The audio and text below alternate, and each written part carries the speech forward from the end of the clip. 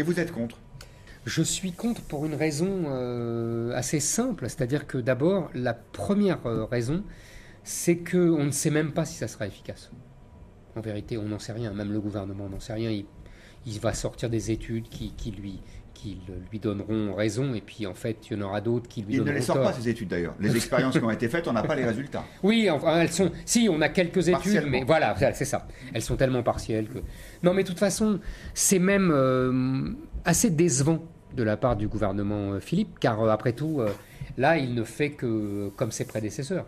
C'est le nouveau monde qui tient la main à l'ancien monde et qui a plutôt la main sur le radar et sur le tiroir-caisse. Pour vous, c'est injuste cette décision? Pourquoi injuste? Parce que d'abord, on n'empêchera pas les gens de croire que c'est uniquement pour ramasser de l'argent. Alors, je sais bien que le gouvernement va plaider sa bonne foi, qu'il va même trouver des solutions pour que cet argent soit dirigé quelque part, mais les gens n'y croiront pas. Et ils n'ont pas tout à fait tort. Il est vrai que depuis des décennies, l'automobiliste est vraiment la vache à lait, que c'est le seul qui paye rubis sur ongle, c'est les sanctions qu'on lui inflige, beaucoup mieux que beaucoup d'autres. Ça, c'est une première chose. En plus, je ne vois pas en quoi, je vous le répète, ça va vraiment réduire la mortalité. Et puis, plus fondamentalement, je trouve assez désolant qu'un pouvoir qui se dit libéral, et donc qui respecte la liberté qui va avec la responsabilité, ça c'est dans le domaine économique, social, sur ces thèmes-là, alors là, il est une espèce de maman, de mise sous tutelle de tous les citoyens. Peut-être même que le pouvoir est d'autant plus intrusif dans ces domaines qui concernent la vie quotidienne des gens, qu'il est devenu impuissant sur les grands sujets régaliens et que du coup, il compense comme ça, ou il essaye de compenser. C'est la compensation habituelle, mais ça fait très longtemps. Effectivement, le pouvoir, depuis des décennies, est rogné par le haut et par le bas. Par le haut, on sait bien, c'est Banque Centrale Européenne qui fait la monnaie, c'est les normes juridiques européennes, économiques et juridiques, c'est les grands juges qui aussi décident pour tout le monde. Ce sont les grands groupes aussi internationaux qui ont un pouvoir inouï, les fameux GAFA, etc. Et puis par le bas, c'est la décentralisation. Et au milieu, on a un État qui autrefois avait tout pouvoir, qui n'a pratiquement plus rien. Alors effectivement, il compense avec ce pouvoir à la fois moralisateur et sanitaire pour montrer qu'il existe encore et qu'il peut être utile. Il y avait un président de la République de droite qui s'appelait Georges Pompidou qui disait arrêtez d'emmerder les Français. La droite aujourd'hui, elle ne dit plus ça du tout. On l'entend pas sur ce sujet des 80 km/h. Il y a son successeur, qui était son fils spirituel, Jacques Chirac, qui a commencé son second mandat avec 3 priorités. La lutte contre le cancer, la lutte contre le handicap et la lutte contre justement les accidents de la route. Vous voyez, des priorités de président de conseil général. On voit bien l'évolution de la droite entre Pompidou et Chirac. Et on voit bien à travers ces deux personnages aussi l'évolution du statut de l'automobiliste. À l'époque de Pompidou, c'est une espèce de dieu. Il incarne la liberté, le progrès. On lui construit des voitures magnifiques, des autoroutes de plus en plus confortables. Pompidou arrive en Porsche dans la cour de l'Élysée. Pompidou arrive en Porsche dans la cour de l'Élysée. Et aujourd'hui, c'est un pestiféré. En fait, on s'est beaucoup énervé tous contre Hidalgo à Paris. Mais en fait, on voit bien qu'il n'y a pas qu'Hidalgo. C'est un fait de société, c'est un fait d'époque. L'automobiliste est le nouveau pestiféré de notre génération. Bonjour Éric Zemmour. Bonjour.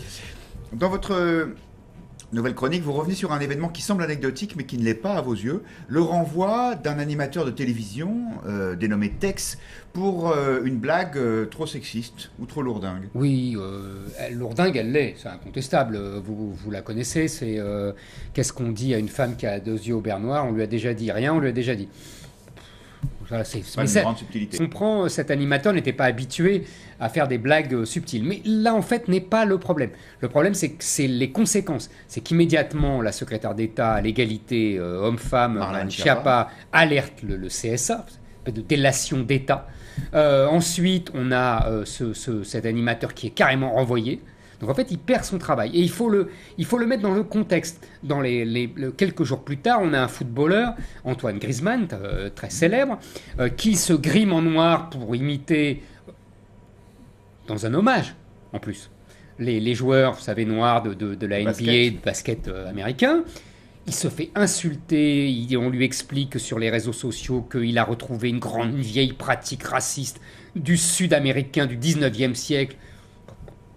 Ensuite, on a une jeune Miss France qui dit « Ah bah ça serait bien, moi je suis rousse, avant il y avait une blonde, après il y a eu une brune. Pour parler d'une Guadeloupéenne, elle dit « Une crinière de lionne ». Rebelote, elle se fait insulter, traiter de raciste, on lui dit qu'elle animalise les Noirs, etc. Et pour vous, derrière toutes ces réactions, il y a une même logique. Oui, il y a une même logique, et je dirais même, il y a une même stratégie. Sans faire de complotisme, sans faire de paranoïa, il y a une logique stratégique que j'ai analysée depuis longtemps, qui vient des campus américains dans les années 60, qui retraitaient la fameuse théorie française, vous savez, de Foucault, de Guattari, de Deleuze, la déconstruction, qu'ils en ont fait un politiquement correct, qui au nom de toutes les minorités, alors éternellement victimes, hein, évidemment, les femmes, les homosexuels, les populations des minorités noires, arabes, etc. Tous ces gens-là, hein, on somme les autres de ne pas y toucher.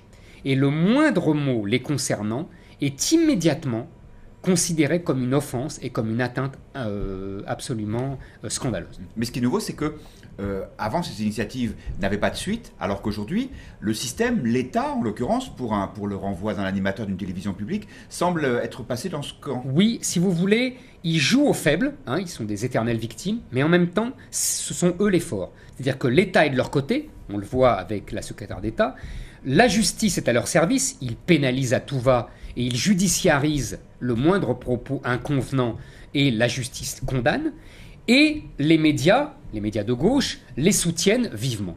On a là une machine très puissante, une espèce de rouleau compresseur qui n'a qu'un seul objectif, qui n'a un seul ennemi, le mâle blanc hétérosexuel, dont la culture, hein, que ce soit la plus élevée ou la plus basse, on le voit avec les blagues de bas niveau, doit être ostracisée, délégitimée pour être éradiquée. On pourrait prendre plusieurs exemples. Je vous dis très haut, très bas. Je ne sais pas si vous avez suivi il y a quelques mois, on a monté Les Femmes savantes de Molière, mais alors, Les Femmes savantes de Molière était devenu un texte féministe. Le pauvre Molière n'y pouvait mais évidemment. On a, il y a quelques semaines, à la une du Nouvel Observateur, dit que Michel Audiard était collabo. Pourquoi ? On n'en sait rien. Il faut délégitimer la culture occidentale. Je vous assure, il y a un courant là très puissant et qu'on croit marginal et qui en fait ne l'est pas. Merci Éric Zemmour. On n'est pas forcément d'accord ce matin avec Éric Zemmour. Bonjour Éric. Bonjour. Le nombre de candidatures se multiplie pour le titre de premier secrétaire du Parti Socialiste. Eh oui, il se jauge, il se défie, il s'insulte, il se menace. Les candidats ressemblent à des pilotes enfoncés dans le siège de leur Formule 1 au moment du départ de la course. Sauf que le Formule 1 est un jouet avec des pédales et que leur compétition est pour rire. Mais eux ne rient pas du tout. Ils ne se sont pas aperçus que le parti dont ils briguent la direction s'est évanoui, qu'ils poursuivent une chimère, un mirage dans le désert, que les candidats sont plus nombreux que les militants qui iront voter, que le Parti socialiste n'est plus un objet politique, mais un objet d'histoire, que l'appareil, ce fameux appareil qui a fait rêver des générations d'apparatchiks, est en carton-pâte, qu'ils n'ont pas de différence idéologique entre eux et s'affrontent sur du néant, que la plupart devraient avoir déjà rejoint la majorité de Macron, comme l'ont fait Emmanuel Valls ou Collomb, que les autres devraient rallier Mélenchon, quoi qu'il leur en coûte, que les deux gauches qui se sont pendant des décennies combattues au sein du Parti socialiste se sont reconstituées au dehors. Et alors pourquoi un tel échec des socialistes français selon vous, Éric ? Leur histoire n'est pas seulement française, mais européenne et même occidentale. Ce qu'on a appelé la gauche, le camp du progrès, le socialisme, la social-démocratie, perd partout, ou presque, élection après élection. Aux États-Unis, en Allemagne, en Autriche, en Espagne, c'est une hécatombe. C'est la synthèse social-démocrate qui n'opère plus. Cette synthèse mise au point en Allemagne à la fin du 19e siècle et qui a gouverné toute l'Europe après la Seconde Guerre mondiale reposait sur un principe simple. Le mouvement ouvrier renonçait à la révolution communiste et en échange, le patronat et la bourgeoisie accordaient augmentation de salaire et avantages sociaux, faisant rentrer les misérables, chers à Victor Hugo, dans une grosse classe moyenne avec auto et congés payés. Ce compromis historique est mort en 2 temps. Avec la fin de l'URSS, la bourgeoisie n'a plus peur des rouges et ne se sent plus obligé de faire des concessions. Avec la mondialisation, la fin des frontières, les classes ouvrières européennes ont été mises en concurrence avec celles bien plus pauvres du monde entier. Et l'immigration a fini le boulot pour les emplois non délocalisables dans les métropoles. La gauche a alors compris, mais un peu tard, que la nation avait du bon, que les frontières avaient du bon, et qu'avec son internationalisme, son universalisme, elle avait été l'idiot utile du capitalisme. Elle a enfin compris que pour qu'il y ait solidarité nationale, il faut qu'il y ait une nation. Et quand il n'y a plus de nation française, plus de peuple français, mais des communautés, des diasporas, personne ne se sent solidaire les uns des autres. La gauche française a scié elle-même la branche sur laquelle elle était assise. Le Parti socialiste était l'incarnation politique, voire politicienne de cette gauche. La gauche est morte. Le PS est un cadavre qu'il n'est même plus nécessaire de renverser. Nos candidats se battent seulement pour le rôle de croque-mort. Éric Zemmour, pour